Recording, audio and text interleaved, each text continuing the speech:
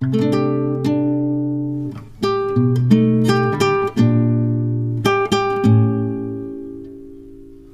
Guys यहाँ पर देखिए, आज हम यहाँ पर देखने वाले हैं हिंदी के पेपर का आपका फुल सॉल्यूशन। जो आपका गाइस 12 मॉडल पेपर है उसका यहाँ पर हम फुल सॉल्यूशन लेकर आए हैं। तो ये वीडियो आपको एंड तक देखना है, वीडियो को आप बिल्कुल भी स्किप ना करें अगर इस बार के बोर्ड एग्जाम में आप फुल मार्क्स लाना चाहते हो हिंदी के पेपर में, ठीक है। तो गाइस पहले आपका जो खंड आ दिया जाता है उसमें जो आपके ऑब्जेक्टिव क्वेश्चन होते हैं पहले उनको देखते हैं। तो फर्स्ट क्वेश्चन है कि कलम का सिपाही के रचनाकार हैं तो कौन है। यहाँ पर पहले ऑप्शन देख लीजिए। फर्स्ट नंबर पर है प्रेमचंद्र, नेक्स्ट दिए गए हैं हजारी प्रसाद द्विवेदी, नेक्स्ट है अमृत राय, इसके बाद नेक्स्ट ऑप्शन में है हरिवंश राय बच्चन। तो आपको यहाँ पर बताना है कि कलम का सिपाही के रचनाकार कौन है। तो यहाँ पर रचनाकार पूछे गए हैं। तो यहाँ पर जो सी नंबर पर ऑप्शन है अमृत राय, यही आपके राइट यहाँ पर ऑप्शन में हो जाएंगे, ठीक है। इसके बाद गाइस अगला प्रश्न है कि मेरी आत्मकथा के लेखक हैं। तो मेरी आत्मकथा के लेखक कौन है, पहले ऑप्शन देख लेते हैं।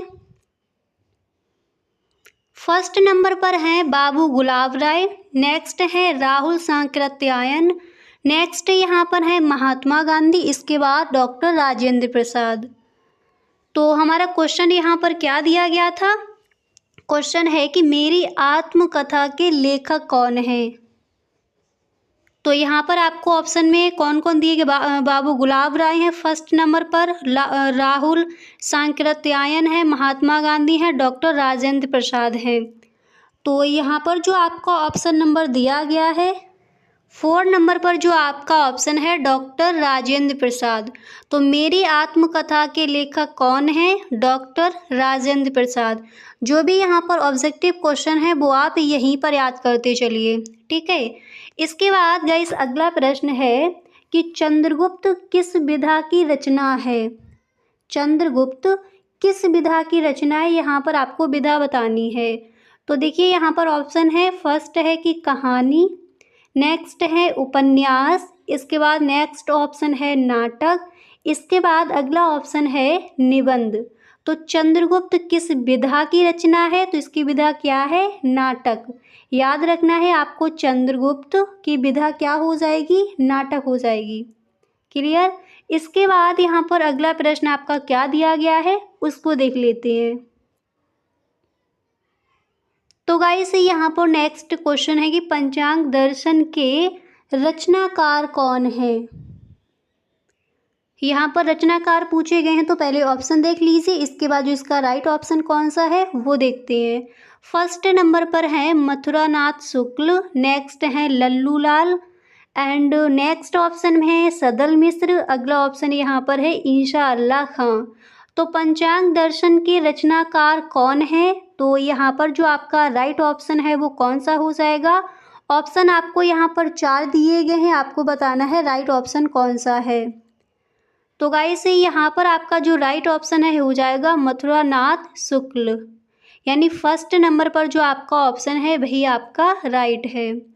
इसके बाद अगला प्रश्न है, और ये क्वेश्चन कई बार पूछा भी गया है कि सबसे भयानक ज्वर होता है। तो सबसे भयानक ज्वर क्या होता है, किसका होता है, मित्रता का, क्रोध का, या फिर कुसंग का। इसके बाद यहाँ पर नेक्स्ट ऑप्शन है शत्रुता का। तो शत्रुता का होता है, या फिर कुसंग का, या फिर क्रोध का, एंड फर्स्ट ऑप्शन था मित्रता का। तो क्वेश्चन है कि सबसे भयानक ज्वर होता है, तो हम सबको पता है यहाँ पर जो आपका तीसरे नंबर पर ऑप्शन दिया गया है कुसंग का, ठीक है, यही आपका हो जाएगा राइट ऑप्शन। तो याद कर लीजिए सबसे भयानक ज्वर किसका होता है, कुसंग का, ठीक है, ये ऑप्शन आपका राइट हो जाएगा। इसके बाद अगला प्रश्न यहाँ पर दिया गया है कि रासो ग्रंथों की भाषा है। तो रासो ग्रंथों की भाषा क्या है, ऑप्शन में फर्स्ट नंबर पर है ब्रज भाषा, नेक्स्ट अवधी, नेक्स्ट डिंगल, इसके बाद अगला ऑप्शन है खड़ी बोली। तो आपको बताना है यहाँ पर इसका राइट ऑप्शन कौन सा है। तो रासो ग्रंथों की भाषा है, तो यहाँ पर आपका कौन सा ऑप्शन राइट हो जाएगा? डिंगल, यानी जो सी नंबर पर आपका ऑप्शन है, तीसरा जो यहाँ पर ऑप्शन दिया गया है, यही आपका राइट ऑप्शन है। क्लियर? इसके बाद गाइस अगला प्रश्न है कि भक्ति काल की रचना है। देखिए 5 क्वेश्चन गद्य से लिए जाते हैं, 5 पद से, और फिर 10 क्वेश्चन उधर आपका जो व्याकरण दिया जाता है उससे आ जाते हैं। ठीक है, अगला प्रश्न है कि भक्ति काल की रचना है साकेत, विनय पत्रिका या फिर लहर, और नेक्स्ट ऑप्शन में है प्रेम महादुरी। तो यहाँ पर पूछा गया है भक्ति काल की इसमें रचना कौन सी है, तो यहाँ पर आपका कौन सा ऑप्शन राइट हो जाएगा? तो यहाँ पर आपका जो दूसरा ऑप्शन है विनय पत्रिका, यही है आपका राइट ऑप्शन। तो भक्ति काल की रचना है विनय पत्रिका। क्लियर? अगला प्रश्न है और नेक्स्ट क्वेश्चन है कि कविवर बिहारी की प्रमुख रचना है। तो पहले यहाँ पर ऑप्शन देख लेते हैं, उसके बाद जो राइट ऑप्शन है उसको देखते हैं। तो कविवर बिहारी की प्रमुख रचना है, यहाँ पर फर्स्ट है गंगा लहरी, नेक्स्ट ऑप्शन है सतसई, अगला ऑप्शन है रश्मि मासा, नेक्स्ट है वैदेही बनवास। तो कविवर बिहारी की यहाँ पर पूछा गया है कि प्रमुख रचना कौन सी है। तो चलिए यहाँ पर देखते हैं जो आपका राइट ऑप्शन है वो कौन सा हो जाएगा। तो यहाँ पर आपका राइट ऑप्शन हो जाएगा सतसई। याद रखना है कि कविवर बिहारी की प्रमुख रचना सतसई है। याद हो गया? इसके बाद यहाँ पर अगला प्रश्न क्या है? तो नेक्स्ट क्वेश्चन दिया गया है कि कर्णप्रिया के रचयिता हैं। तो कौन है कर्णप्रिया के रचयिता? फर्स्ट है भवानी प्रसाद मिश्र, नेक्स्ट ऑप्शन में है नरेश मेहता, अगला ऑप्शन यहाँ पर दिया गया है धर्मवीर भारती, नेक्स्ट है गिरजा कुमार माथुर। तो कर्णप्रिया के रचयिता हैं। तो कर्णप्रिया के रचयिता कौन है, कौन सा ऑप्शन है जो आपका यहाँ पर राइट हो जाएगा? चलिए उसको देखते हैं। तो गाइस यहाँ पर देखिए जो आपका ऑप्शन दिया गया है धर्मवीर भारती, तो कर्णप्रिया के रचयिता धर्मवीर भारती हैं। कर्णप्रिया के रचयिता कौन है? धर्मवीर भारती। नेक्स्ट क्वेश्चन है कि सुमित्रा नंदन पंत का जन्म हुआ था। ये क्वेश्चन कई बार पूछा गया है। तो कहाँ हुआ था? कौसानी यानी अल्मोड़ा में, या फिर नैनीताल में, नेक्स्ट ऑप्शन है कि श्रीनगर में, अगला ऑप्शन है पौड़ी। तो क्वेश्चन है कि सुमित्रा नंदन पंत का जन्म हुआ था। तो हम सबको पता है कि सुमित्रा नंदन पंत का जन्म कौसानी अल्मोड़ा, यानी जो ए नंबर पर आपका ऑप्शन है यही है आपका राइट ऑप्शन। तो याद कर लीजिए सुमित्रा नंदन पंत का जन्म कौसानी में हुआ था। ठीक है, ऑप्शन यहाँ पर नैनीताल, श्रीनगर ये दिए गए थे। अगला क्वेश्चन यहाँ पर है कि निम्नलिखित में करुण रस का उदाहरण है। अब इस तरह के आपके क्वेश्चन दिए जाते हैं 10। तो निम्नलिखित में करुण रस का उदाहरण क्या है? ब्रज में बिहारी लोग दुखारे, या फिर उदायक चाहो तो आवे, यही रहे यह चेरी, बाने फहराने गहराने घंटा गजन के। इसके बाद अगला ऑप्शन है कि राम नाम की लूट है, लूट सके तो लूट। तो यहाँ पर आपका कौन सा ऑप्शन राइट हो जाएगा? फर्स्ट वाला, ब्रज में बिहारी लोग दुखारे। तो यहाँ पर पूछा गया था करुण रस। ठीक है, तो ये हम सबको पता है यहाँ पर यही वाला ऑप्शन राइट हो जाएगा, ब्रज में बिहारी लोग दुखारे। तो करुण रस का उदाहरण है, तो यहाँ पर ये फर्स्ट वाला जो ऑप्शन है राइट है।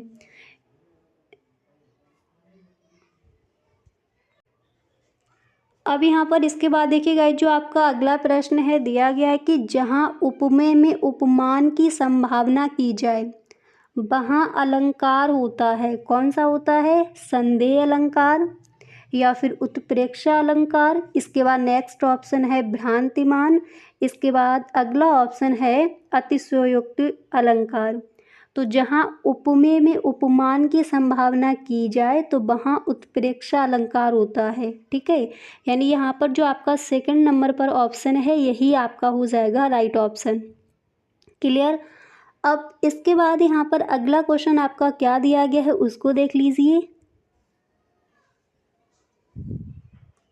तो नेक्स्ट क्वेश्चन है कि उपसंहार में मूल शब्द है। तो उपसंहार में मूल शब्द क्या है? उप, संहार, सम या फिर हार। तो पूछा गया है कि उपसंहार में मूल शब्द क्या है। तो यहाँ पर आपका कौन सा ऑप्शन राइट हो जाएगा उसको उसको देख लीजिए। तो 4 नंबर पर जो है हार, उपसंहार में मूल शब्द क्या है, हार है। ठीक है। इसके बाद यहाँ पर आपका अगला क्वेश्चन ये दिया गया है कि तत् किस लिंग, विभक्ति और वचन का रूप है।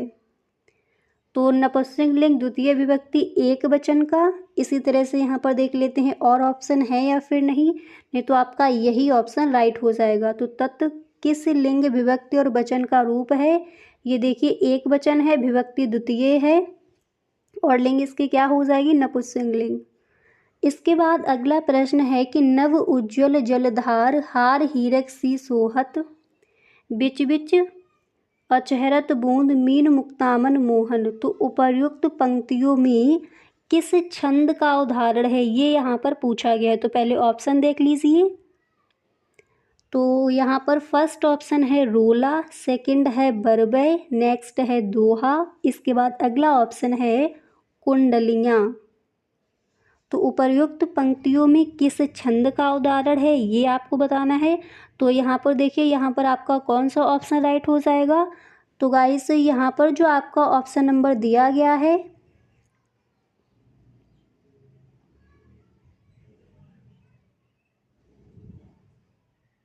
फर्स्ट नंबर पर जो गाइस ऑप्शन है रोला, ठीक है, यही आपका यहाँ पर हो जाएगा राइट ऑप्शन।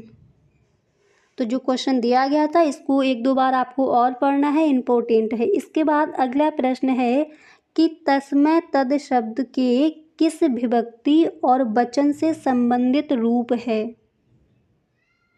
तो यहाँ पर ऑप्शन देख लीजिए। फर्स्ट है कि तृतीय बहुवचन का, चतुर्थी एक वचन का या फिर द्वितीय द्विवचन का, नेक्स्ट ऑप्शन है पंचमी एक वचन का। ठीक है, तो यहाँ पर आपका राइट ऑप्शन कौन सा हो जाएगा। तो तस्मै तत्शब्द के किस विभक्ति और वचन का रूप है। तो इसकी विभक्ति कौन सी हो जाएगी और इसका वचन कौन सा हो जाएगा, यहाँ पर आपको एक ऑप्शन चूज करके बताना है। तो गाइस यहाँ पर देखिए इसकी विभक्ति हो जाएगी चतुर्थी और ये एक वचन का। ठीक है, चतुर्थी विभक्ति एक वचन से संबंधित है। इसके बाद यहाँ पर अगला प्रश्न है कि शिकारी का बाण हिरण को लगा रेखा चित्र का पर्यायवाची है। तो शिकारी का बाण हिरण को लगा रेखा चित्र का पर्यायवाची है, किसका है, सर, केस, तुषार या फिर तरु। तो यहाँ पर आपको बताना है कि इसका राइट ऑप्शन यहाँ पर कौन सा है। ऑप्शन में सर, केस, तुषार और क्या दिया गया है, नेक्स्ट यहाँ पर दिया गया है तरु। तो शिकारी का बाण हिरण को लगा रेखा चित्र का पर्यायवाची है, तो किसका है, सर का। ठीक है, फर्स्ट वाला जो ऑप्शन दिया गया है यही हो जाएगा इसका राइट ऑप्शन। इसके बाद यहाँ पर गाइस आपका अगला क्वेश्चन है कि युष्म शब्द का सप्तमी विभक्ति एक वचन रूप है। युवाम, युष्मास, त्वय या फिर त्वत्। तो युष्मद शब्द का सप्तमी विभक्ति एक वचन का रूप यहाँ पर आपको बताना है। तो यहाँ पर आपका कौन सा ऑप्शन राइट हो जाएगा, युवाम या फिर युष्मास या फिर त्वय, नेक्स्ट यहाँ पर ऑप्शन दिया गया है त्वत्। तो चलिए यहाँ पर देखते हैं कि इसका राइट ऑप्शन कौन सा है। तो गाइस यहाँ पर इसका जो राइट ऑप्शन है वो हो जाएगा त्वय। युष्म शब्द का सप्तमी विभक्ति एक वचन रूप त्वय हो जाएगा। अगला क्वेश्चन यहाँ पर है कि जिस वाक्य में एक प्रधान उपवाक्य और अन्य आश्रित उपवाक्य हों उसे कहते हैं। ये भी आपका इम्पोर्टेंट है, कई बार इस तरह से पूछा गया है क्वेश्चन। सरल वाक्य, संयुक्त वाक्य, मिश्र वाक्य या फिर कुटिल वाक्य। तो क्या कहते हैं, जिस वाक्य में एक प्रधान उपवाक्य और अन्य आश्रित उपवाक्य हों तो उसे हम क्या कहेंगे, उसे हम कहेंगे मिश्र वाक्य यानी मिश्रित वाक्य। ठीक है, तीसरे नंबर पर जो ऑप्शन है यही आपका हो जाएगा राइट ऑप्शन। इसके बाद यहाँ पर अगला प्रश्न है कि जब वाक्य में भाव की प्रधानता होती है तब वाच्य होता है कर्मवाच्य, भाववाच्य, कृत्यवाच्य या फिर इनमें से कोई नहीं। तो क्वेश्चन क्या है कि जब वाक्य में भाव की प्रधानता होती है तब वाच्य होता है, कर्मवाच्य होता है, भाववाच्य होता है, अकृत्यवाच्य होता है या फिर इनमें से कोई नहीं। तो हम सबको पता है कि जब वाक्य में भाव की प्रधानता हो तो ये भाववाच्य होता है। ये आप खुद से भी लगा सकती हो।